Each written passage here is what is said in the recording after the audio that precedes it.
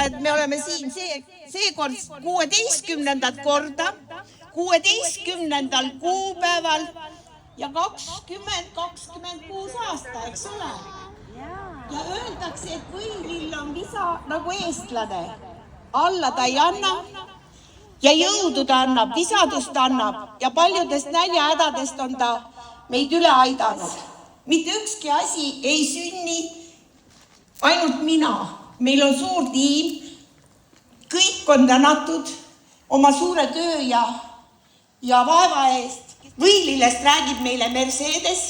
Meie Mersu on alguses saadik, ikka meie taimetark ja kõige sõna osavam selle asja juures. Nii et ilusat päeva teile! Tere kõigile Võilille festivali külalistele ja tegijatele. Jah, Võilille rahvapärane nimi ongi maapealne päike ja ju ta on siis selle päikese välja toonud ja vahel paneb meid muidugi ka katsetab meiega. Aga ma usun, et meie Kihlepa Võilille festival on Eesti toidu ja taimetarkuse kaardil õpetanud meid mitte võilille vihkama, nagu see vahepeal oli meil kombeks, et teeme ainult rohelise inglise muru ja ei võilillest midagi. Ja kui ainult välisturistid tulid ja imestasid, et küll teil eestlased on tublid ja külvavad kõik põllud võilille täis. Et ega kui me vaatame nüüd iseenda mätta otsast, siis mõtleb, et mis see ikka, jälle kevad ja jälle võilill ja määrib käsi ja kasvab igal pool ja igavene tülikas teine. Kui me räägime võilille ülesandest nagu taime- ja niidukultuuris, siis ta on teiste taimede jaoks ka abiline, kes peab puurima ka tugevasse mulda sügavama augu. Te teate, võilille juurikas läheb niimoodi keereldes pööreldes maa sisse, kui on vaja, nii nagu kruvi, kui maa on tugev. Ja seal aitama lahustada mullamineraalidest toitaineid ja tuua need ülesse pinnale ja õhutada mulda, ehk siis olla ettevalmistaja järgmistele tulejatele. Aga kui me räägime võilillest kui kevade kuulutajast, siis alles eile oli Eurovisioon. Kes on pikemat aega Eurovisiooni vaadanud, siis on sageli leidnud seal sümboliks ka ära viitsenud võilille, mis sümboliseerib seal heade lauluideede levimist kogu maailma. Jah, võilillel on oma koht nii kultuuris, kunstis kui ka taimravirea peal. Kui ta niidukultuuris on sapimaksa funktsioonis, siis inimese tervise jaoks ongi ta meie organismi puhastaja, meile nii-öelda jõu ja väeandja. Teda kasutatakse biodünaamilises maaviljeluses täpselt samuti loomariigi seedimisetalooni väestamiseks taimeriigi poolt, ehk siis kui me võtame loomariigi seedimise etaloon on meil veised ehk leht, kes suudab rohelisest murust valmis teha valge piima, mis on meile toitvaks, siis kui teda kombineerida taimeriigi nii-öelda seedimise etalooni ehk võilillega, siis ongi see 2 kuningriigi vägi, mis edasi kantakse järgmisele põlvkonnale, et saaks järgmised loomad või järgmised taimed või järgmised nii-öelda beebid areneda. Laias laastus ongi see nii-öelda võilille teraapiline ülesanne. Aga meie võib-olla teiste naabrite juures teisel kontinendil, Põhja-Kanadas, Põhja-Ameerikas, kus meil teame väga hästi meie hõimurahvaid ja meie hingesugulasi, indiaanlasi, nende piirkonnas on olnud võilill kevade kuulutaja, kevade sümbol. Ja see tähendab, et ei räägita ainult võilillest, vaid räägitakse kõikidest, sellest ilusast, sellest soojast päikesest, mis kevadel tuleb, paneb ka kõik teised taimed kasvama. Ja mägirahvastel ja loodusrahvastel on alati olnud, et need esimesed kevadised taimed, mis on mahlased, mis ei ole veel nii vänged, kanged, on kasutatud toiduks. Ma olen oma raamatutes sellest palju kirjutanud ja täna on üldse raamatuletid on täis umbrohu retsepte ja umbrohu toite.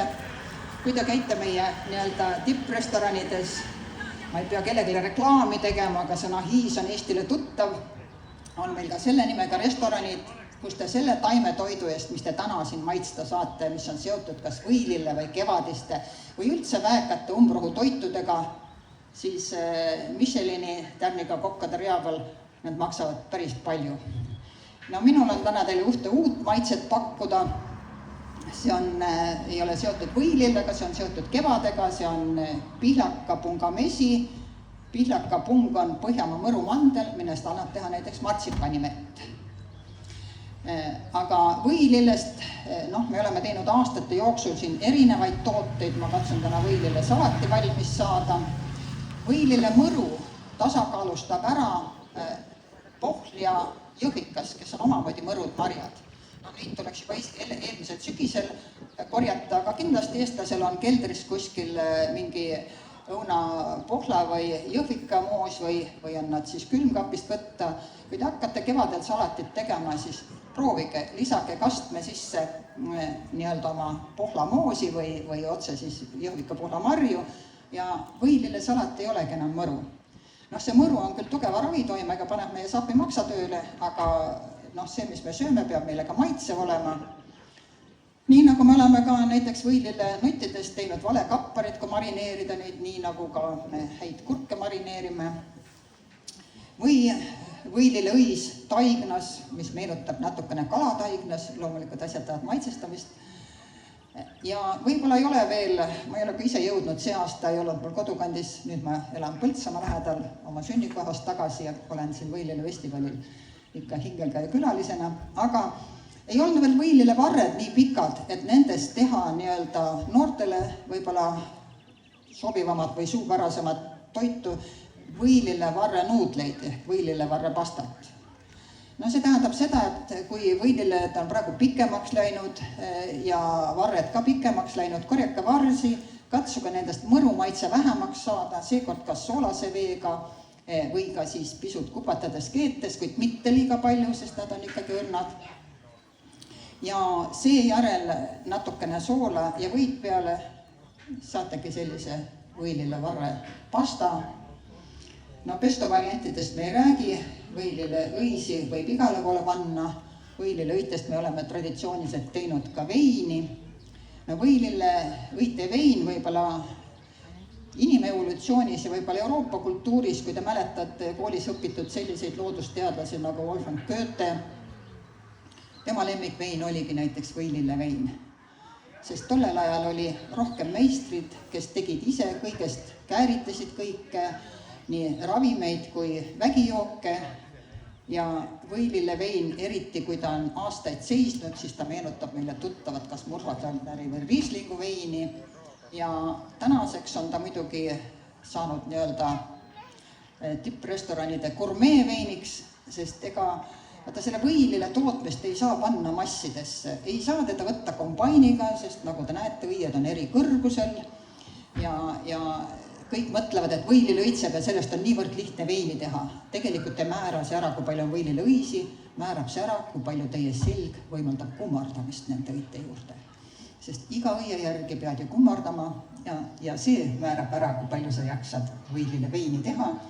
Aga kuna võilile endal ei ole hapet, siis tuleb sinna kindlasti ka sebaketooni või sidrunapet lisada ja nii nagu ikka suhkrut, et läheks käärimine käima. Aga küll meistrid seda teavad ja võite seda ise teha. Nii et ärge mõelge, et kevad on praegu ainult võilille päralt. Näete, et meil on veel teine väga ilusa kollase õiega taim, see on nurmenukk, mis praegu õitseb. Nurmenukk sekundeerib võilillele kui maapealsele päikesele rahvapärase nimetusega taevavõtmed. See tähendab, et ta annab meile sedasama kollast kuldset värvi ja annab ka C-vitamiini ja energiat, et me jaksaksime asju teha, et ka kogu see võilille meeskond siin jaksaks püsida, siis soovitan teil suuremas koguses täna ja homme C-vitamiini kõigi rohelise ja taimeväe kujul manustada, siis jaksame kõik siin vastu pidada.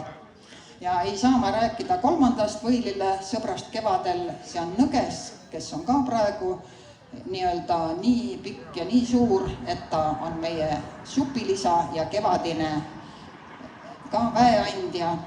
Nõgesse valk on kõige lähedasem loomsele valgule, kuna tema on taimemaailmas valgu ehk proteiini valmistamise meister.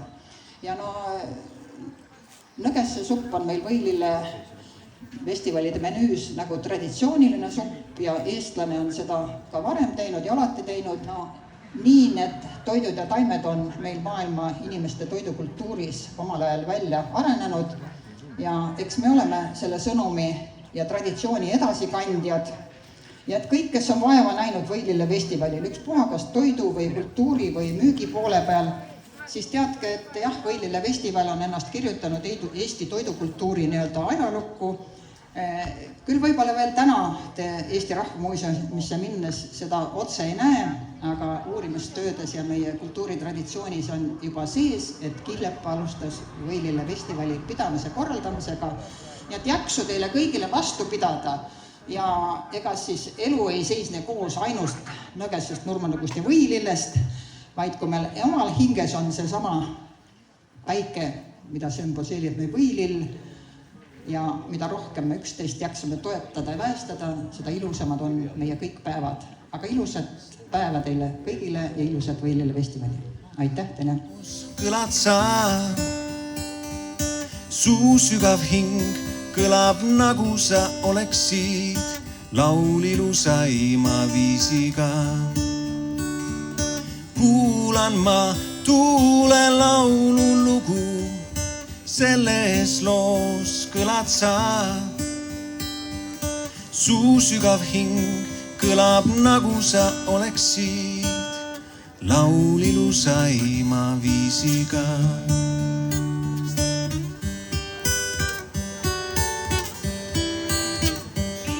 Kooli ja lasteaia lapsed